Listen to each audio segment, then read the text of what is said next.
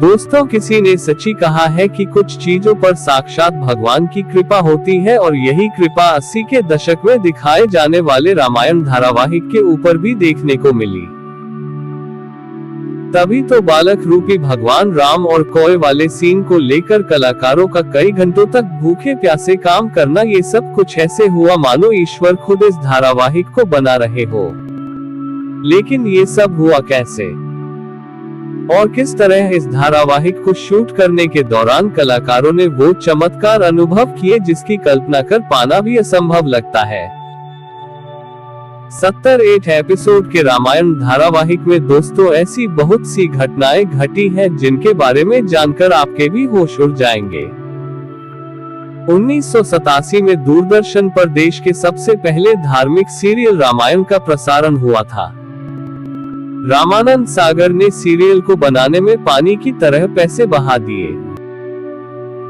बहुत ही कम लोग ये बात जानते हैं कि सुपर डुपर हिट होने वाले रामायण धारावाहिक को सूचना और प्रसारण मंत्रालय से कई बार रिजेक्शन का सामना भी करना पड़ा, जिसके चक्कर में रामानंद सागर ने कितनी ही बार सरकारी दफ्तरों के चक्कर भी लगाए, तब जाकर रामायण को प्रसारित करने की इजाजत मिली थी।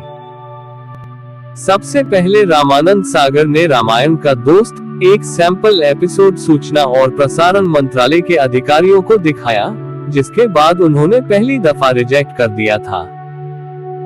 सरकारी अधिकारियों के अनुसार इस धारावाहिक में माता सीता को कट स्लीव्स पहने हुए दिखाया गया था। साथ ही उन्होंने कुछ और बदलाव का भी जिक्र किया, जिसके बाद रामानंद सागर ने दोबारा से शूटिंग करके पहला एपिसोड तैयार करवाया और फिर उसको दिखाया क्या। लेकिन उस एपिसोड को भी प्रसारण मंत्रालय द्वारा रिजेक्ट कर दिया गया और फिर एक बार और रामानंद सागर ने सैंपल एपिसोड तैयार किया, लेकिन उसे भी रिजेक्ट कर दिया गया। देश में पहली बार धार्मिक सीरियल तैयार किया जा रहा था, जिसका प्रसारण टीवी पर होना था। इसलिए इस बात का सुनिश्चित होना बहुत जरूरी था कि किसी भी प्रकार की कोई कमी न रह जाए जिससे लोगों की धार्मिक भावनाओं को ठेस ना पहुंचे। रामानंद सागर ने खुद एक इंटरव्यू में यह बात बताई थी कि सूचना प्रसारण मंत्रालय में चक्कर काट कर मेरे 2-3 जोड़ी जूते घिस चुके हैं, लेकिन आखिरकार 2 साल के बाद रामायण को हरी झंडी मिल गई और तब जाकर इसे दूरदर्शन पर प्रसारित करने का मौका मिला। उस समय फिल्मों जितने बजट में बन के तैयार होती थी, उससे ज्यादा पैसों में दोस्तों और रामायण का एक एपिसोड तैयार किया जाता था। सबसे ज्यादा मजेदार इस धारावाहिक की शूटिंग के किस्से हैं, क्योंकि दोस्तों रामायण को शूट करने के लिए सही लोकेशन का ढूंढना बहुत जरूरी था, जिसमें काफी दिक्कतों का सामना भी करना पड़ा। वो एक ऐसी जगह चाहते थे जहां पहाड़, नदी, समुद्र और पेड़ पौधे सब कुछ हो, और मुंबई जैसी भीड़भाड़ वाली जगह पर इस तरह का शूट कर पाना बहुत ही मुश्किल और महंगा था। ऊपर से रामायण में कई सारे किरदारों की जरूरत थी। इस वजह से शूटिंग के लोकेशन को लेकर रामानंद सागर ने भारत के कई सारे शहरों के चक्कर लगाए और फिर हरि भाई नाम के एक व्यक्ति ने उन्हें गुजरात में मौजूद एक बेहतरीन जगह का नाम बताया, और ये जगह थी दोस्तों उमरगांव, जहां रामानंद सागर का है, और उन्हें ये जगह भाग गई, जिसके पास सारी शूटिंग यहीं पर शुरू की गई। धारावाहिक के निर्माता निर्देशक रामानंद सागर के बेटे प्रेम सागर ने अपने एक इंटरव्यू में ये बात बताई। सीरियल के निर्माण के पीछे दिव्य शक्तियां और साधुओं का मार्गदर्शन भी था, जिसके साक्षी वो स्वयं थे। वही बाल स्वरूप भगवान राम और काकभूषण डी वाले सीन से जुड़ा एक किस्सा उन्होंने साझा किया। वो बताते हैं कि काकभूषण डी बालक राम की परीक्षा लेने के लिए आते हैं, जिसके बारे में आपको भी पता होगा, लेकिन कोए वाले सीन को फिल्माना 200 बहुत कठिन था।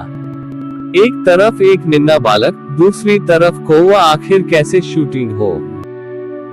सबसे पहले तो बड़ी मुश्किल से कौवा पकड़ा गया और उसे सेट पर लाया गया, लाइट और कैमरा ऑन हुआ और तब रामानंद सागर कौवे के पास गए और हाथ जोड़कर उससे प्रणाम किया और बोले कि है काकभूषण डीजी, मैं संकट में हूँ, कृपया मेरी सहायता करिए। इसके बाद जो हुआ उसे देखकर दोस्तों हर कोई हैरान था।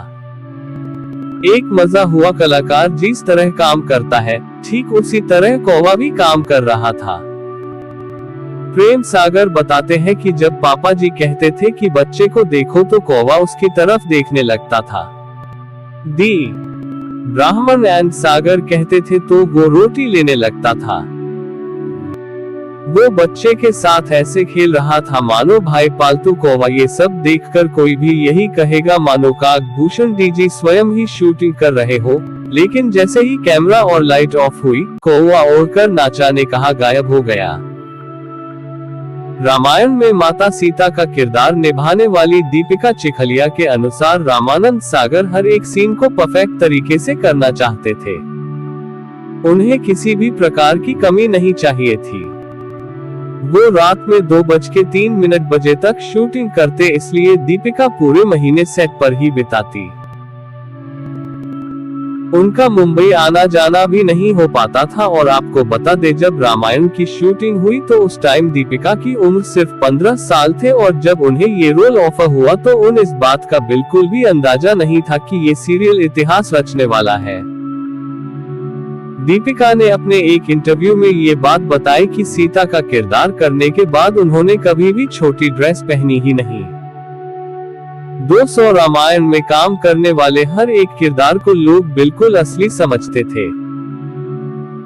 भगवान राम का किरदार निभाने वाले अरुण गोविल को देखकर लोगों को ऐसा लगता है कि जैसे भगवान राम आ गए हो। वो जहां कहीं भी जाते लोग इनके पैरों पर गिर जाते।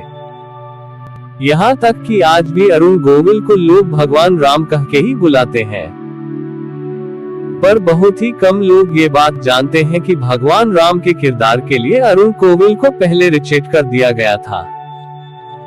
जी हाँ, लेकिन बाद में इनकी मासूम और प्यारी मुस्कान को देखकर रामानंद सागर ने इन्हें अपना राम चुन लिया। वैसे अरुण गोविल से जुड़ा हुआ एक बहुत ही इंटरेस्टिंग किस्सा है। वो ये है कि जब भारत के द्वारा भगवान राम को ये सूचना मिलती है कि राजा दशरथ नहीं रहे तो उस समय कैसा एक्सप्रेशन देना चाहिए, ये तय कर पाना अरुण साहब के लिए बहुत मुश्किल था, क्योंकि वो एक भगवान का किरदार अदा कर रहे थे और भगवान रो नहीं सकते और चेहरे पर उदासी का भाव लाने नहीं देना था, क्योंकि भगवान राम को पहचाना ही उनकी सादगी और हर परिस्थिति में स्थिर रहने के कारण जाता था। इसलिए ये सीन अरुण जी के लिए बहुत ही चैलेंजिंग था, लेकिन बाद में उन्हें इस सीन के लिए खूब तारीफें भी मिली। यहाँ तक कि भगवान राम की आंखों में आंसू देखकर जनता के भी आंसू छलक पड़े। लोग ये महसूस कर पा रहे थे कि पिता के जाने का कम भगवान राम के परम भक्त हनुमान जी का किरदार निभाने वाले दारा सिंह जी को भला कौन भूल सकता है। उन्होंने पर्दे पर इस किरदार को दोस्तों एकदम जीवंत बना दिया। लेकिन बहुत ही कम लोग ये बात जानते हैं कि जब रामानंद सागर ने उन्हें ये रोल ऑफर किया तो उन्होंने इसे करने से साफ मना कर दिया था, क्योंकि उस समय दारा सिंह 60 साल के हो गए थे। इसलिए अपनी उम्र का हवाला देकर उन्होंने काम करने से इनकार कर दिया।